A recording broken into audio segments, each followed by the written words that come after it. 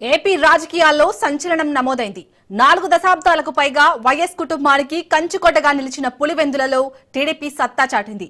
Pulivendula ZPTC ఉప ఎన్నికలో YCP ఘోర పరాజయాన్ని మూటకట్టుకుంది. జగన్ అడ్డాలో టీడీపీ అందరి అంచనాలకు మించిన ఆధిక్యంతో ఘన విజయాన్ని సాధించింది. టీడీపీ అభ్యర్థి మారెడ్డి లతారెడ్డి 6033 ఓట్ల భారీ మెజార్టీతో జయకేతనం ఎగురవేశారు. వైసీపీ అభ్యర్థి హేమంత్ రెడ్డి డిపాజిట్ కోల్పోయారు.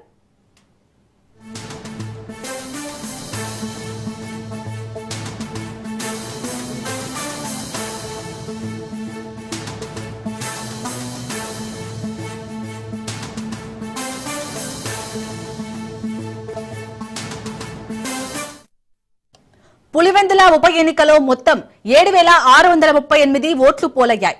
మారెడ్డి లతారెడ్డికి 6816 ఓట్లు పడ్డాయి. వైసీపీ అభ్యర్థి హేమంత్ రెడ్డికి కేవలం 683 ఓట్లు మాత్రమే పడ్డాయి. లతారెడ్డికి హేమంత్ రెడ్డికి హోరాహోరీ పోరు ఉంటుందని అందరూ భావించారు. కానీ వైసీపీ అభ్యర్థి కనీసం 1000 ఓట్లు కూడా సాధించలేకపోయారు. జగన్ గడ్డపై ఘన విజయం సాధించడంతో కూటమి శ్రేణుల్లో ఉత్సాహం నెలకొంది. ఘోర పరాభవంతో వైసీపీ శ్రేణులు డీలా పడ్డాయి.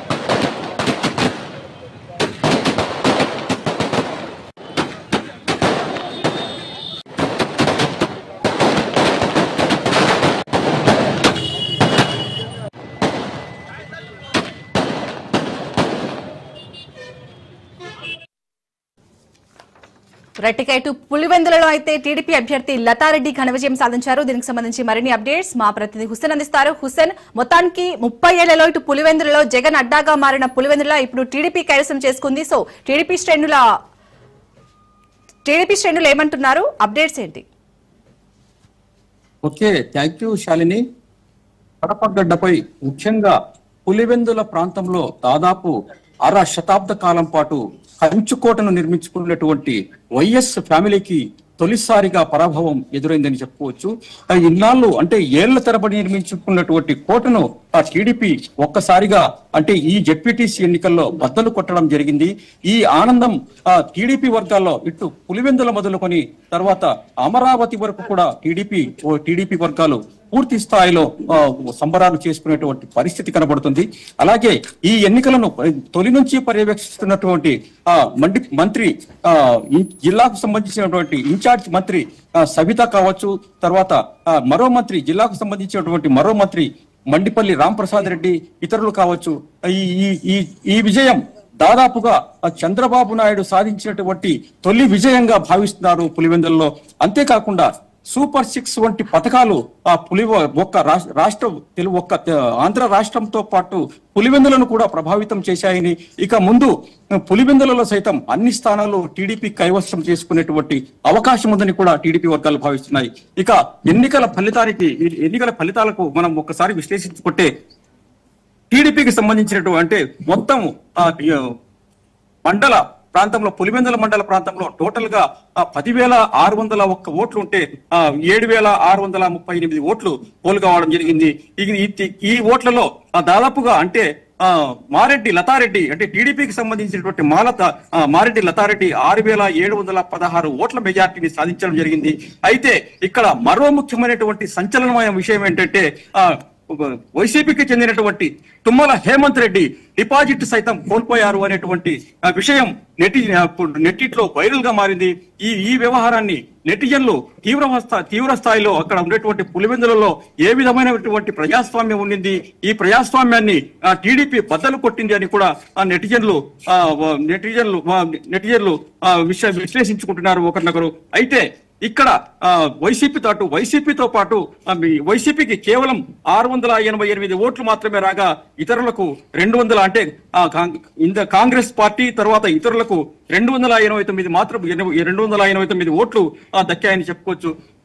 ఏది ఏమైనప్పటికీ ఇక్కడ నుంచి ఇక్కడ కౌంటింగ్ సెంటర్ వద్ద హాజరైనటువంటి మంత్రి సవిత తర్వాత మండిపల్లి రాంప్రసాద్ రెడ్డి తదితరులు ఈ విజయాన్ని ప్రజా విజయంగా భావించడం జరిగింది. ఇది కేవలము జగన్ వైఖరికి నిరసనగా వెలువడినటువంటి తొలి విజయం అని, అంతేకాకుండా గతంలో జరిగినటువంటి అసెంబ్లీ ఎన్నికలు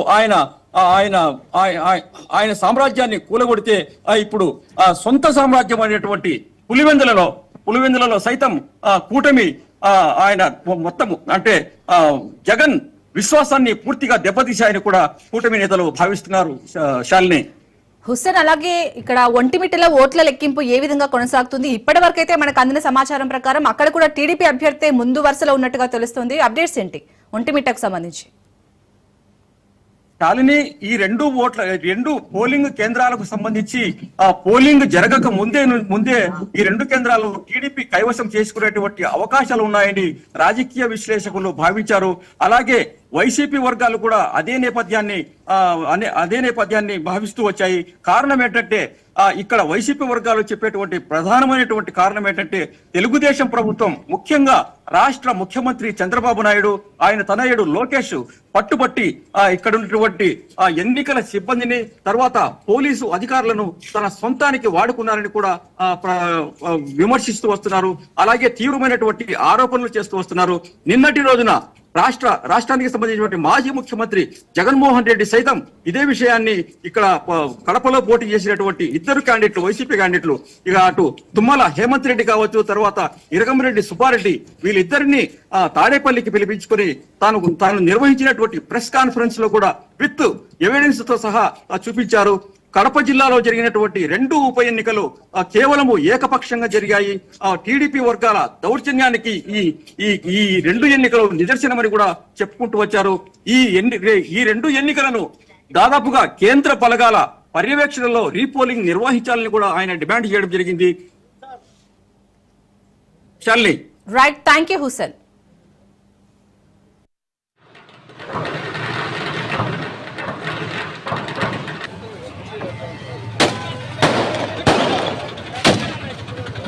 అలా